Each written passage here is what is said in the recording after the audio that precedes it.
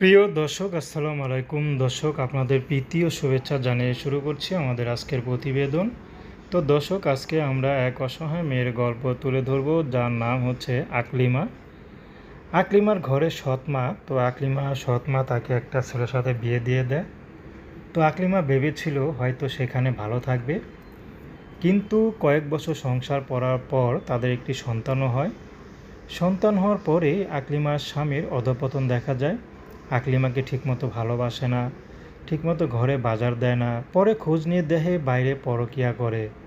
তবু আকলিমা স্বামীকে বুঝিয়ে থাকতে চেয়েছিল, কিন্তু হঠাৎ করে দেখে আকলিমার স্বামী আকলিমাকে না জানিয়ে আরেকটি বিয়ে করে এবং আকলিমাকে ডিভোর্স দিয়ে দেয়।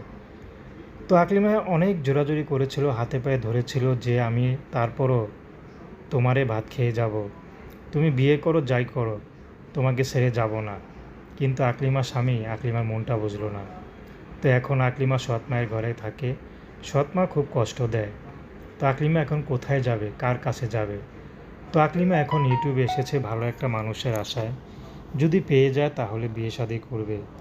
সে মানুষটি যেমনই হোক, হোক বিবাহিত, যদি তার থেকেও বয়সে অনেক বড় হয়, তারপরও আকলিমা বিয়ে শাদী করতে রাজি আছে।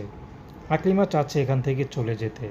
তো দর্শক, প্রেম ভালোবাসা, সাহায্য সহযোগিতা, বিয়ে শাদী করা একান্ত আপনাদের ব্যক্তিগত ব্যাপার। আসুন আমরা ৫ ওয়াক্ত নামাজ পড়ি, দেশের